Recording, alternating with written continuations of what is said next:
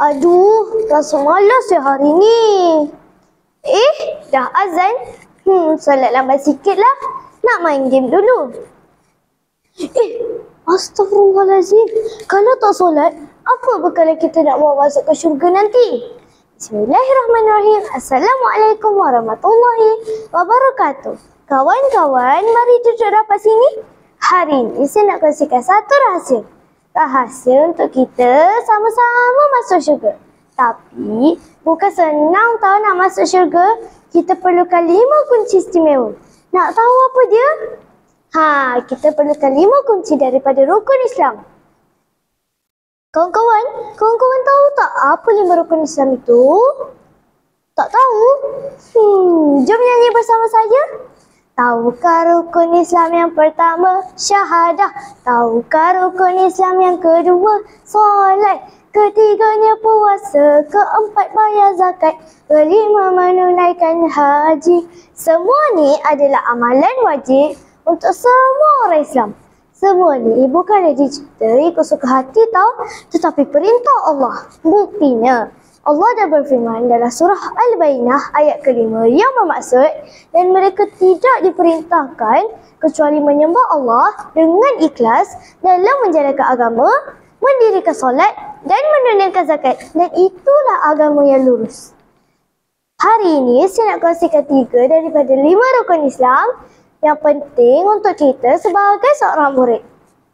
Pertama sekali, jom kita lafazkan syahadah. Asyhadu an la ilaha illallah wa asyhadu anna Muhammadar Rasulullah. Tiada Tuhan selain Allah. Nabi Muhammad pesuruh Allah. Syahadah adalah pengakuan berbentuk perkataan yang diterbitkan oleh keyakinan hati yang terhasil daripada ilmu pengetahuan. Maka itu, jom kita lafazkan syahadah sebagai rutin kita setiap hari untuk kita menyegarkan balik iman kita yang ada di fasa naik turun. Sebab ia boleh mengukuhkan lagi hubungan kita dengan Allah dan memurnikan hati daripada perkara yang melalaikan. Sahabat semua perasan tak setiap kali kita solat, kita akan melafazkan syahadah waktu membaca tahiyat. Hebat kan? Sahabat semua tahu tak?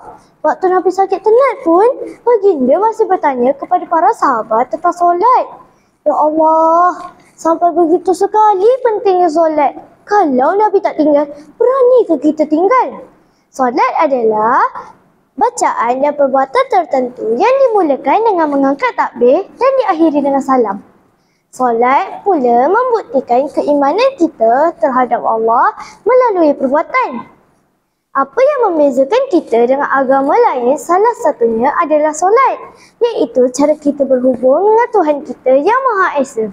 Oleh itu, jangan sesekali lewatkan solat ya kawan-kawan. Sesibuk mana pun kita, jangan sesekali letak tepi perintah Allah.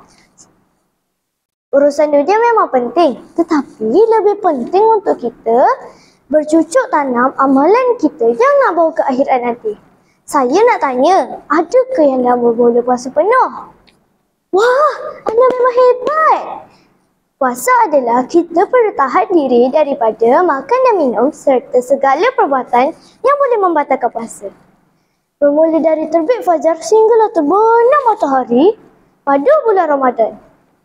Hebatnya impak puasa ni, ia boleh melatih diri kita tahan diri daripada terlalu menurut keinginan hawa nafsu kita. Oleh itu, jom kita manfaatkan bulan istimewa yang hanya singgah setahun sekali je.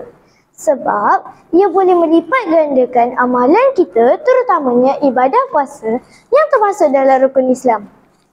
Sahabat semua, jom kita jadi hamba Allah yang istiqamah, yang bangga dengan Islam dan yang jaga ibadah. Akhir kata, jika kita mencari kunci untuk masuk syurga, rukun Islamlah kuncinya. Saya bukanlah seorang guru besar. Saya hanyalah seorang dai cilik yang membawa pesan yang besar. Sekian, wabillahi taufiq wal hidayah. Wassalamualaikum warahmatullahi wabarakatuh.